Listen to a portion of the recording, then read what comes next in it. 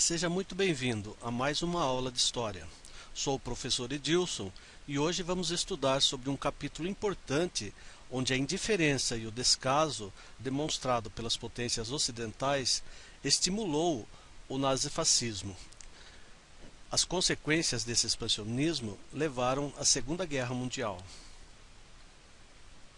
Para que você entenda o que foi o expansionismo nazifascista, é necessário recordar que o totalitarismo é uma forma de governo no qual o Estado é comandado rigidamente por uma única pessoa, ou seja, nada acima do Estado.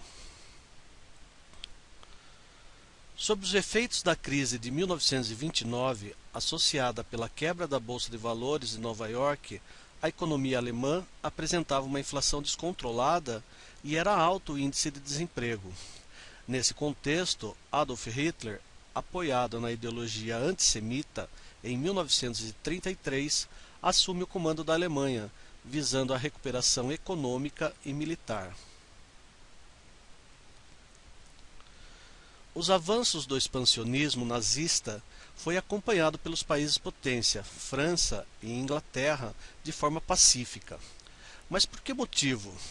Muito simples. A Alemanha crescendo em uma ótica capitalista impediria o crescimento e avanço do socialismo russo. Em setembro de 1939, quebrando todos os acordos firmados após a Primeira Guerra Mundial, a Alemanha invade a Polônia, levando França e Inglaterra a declarar guerra contra os alemães. Começa então a Segunda Guerra Mundial, episódio na história a ser lembrado como até que ponto pode chegar o ser humano. Não demorou muito para a guerra envolver os países de toda a Europa. Japão, buscando a constituição da Grande Ásia, se alinhou à Alemanha, assim como a Itália apoiou Hitler, tendo como fundamento a política fascista. Até 1941, a União Soviética se manteve neutra, sendo que havia assinado um pacto de não agressão com os alemães. Porém, nesse ano, seu território foi invadido e acabou entrando no conflito com o apoio dos países aliados. Os Estados Unidos, até então neutro, se vê em 1941 obrigado a entrar no conflito. Isso ao lado dos países aliados, por conta do ataque japonês à base militar de Pearl Harbor. Até 1942 foi crescente a expansão dos países do eixo, e somente em 1943 os aliados dão início a uma contraofensiva à guerra. A partir de então, até 1943, com a contraofensiva dos aliados, foram sendo recuperados muitos dos territórios ocupados pelos alemães, italianos e japoneses. Os aliados entraram no norte da Itália e Mussolini, vendo-se derrotado, tentou fugir para a Suíça. Seus planos não deram resultado. Ele foi capturado e executado por guerrilheiros italianos que lutavam contra a doutrina autoritária fascista. Outra gigantesca batalha que acelerou a derrota total dos alemães foi a Batalha de Stalingrado, na União Soviética, em julho de 1943. Ingleses, norte-americanos e franceses iniciaram várias ofensivas na frente ocidental, fazendo com que o exército alemão recuasse cada vez mais. Em 30 de abril de 1945, Berlim foi cercada pelos aliados e Hitler, pressionado, suicida-se. Ocorre que mesmo após a rendição da Alemanha, os japoneses continuavam resistindo contra a ofensiva americana. Os japoneses utilizavam os chamados kamikazes, que eram pilotos suicidas que atiravam seus aviões carregados de explosivo contra os navios inimigos. Para acabar com a resistência japonesa, o presidente dos Estados Unidos decidiu então usar uma nova arma, a bomba atômica.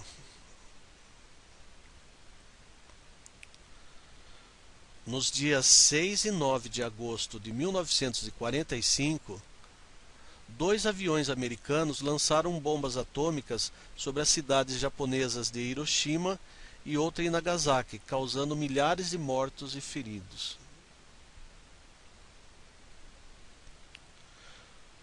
No dia 2 de setembro de 1945, o governo japonês se rendeu.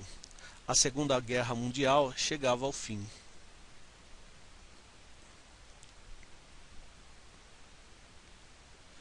O resultado da Segunda Guerra Mundial para a humanidade foi catastrófica.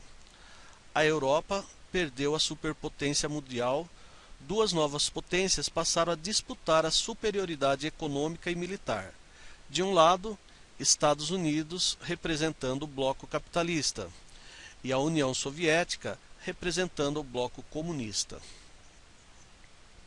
Quanto ao Brasil, a posição de neutralidade acabou em 1942, quando algumas embarcações brasileiras foram atingidas e afundadas por submarinos alemães no Oceano Atlântico.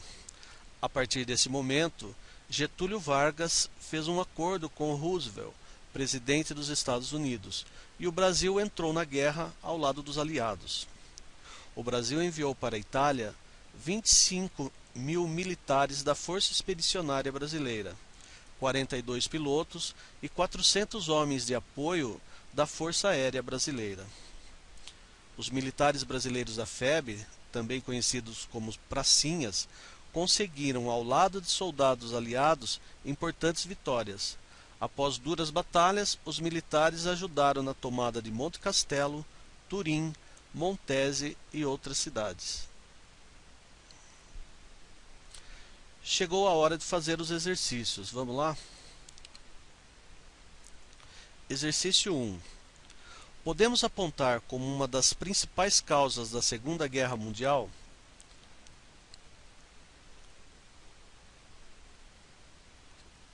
Alternativa A. A rivalidade política e militar entre Alemanha e Itália no final da década de 1930. Alternativa B.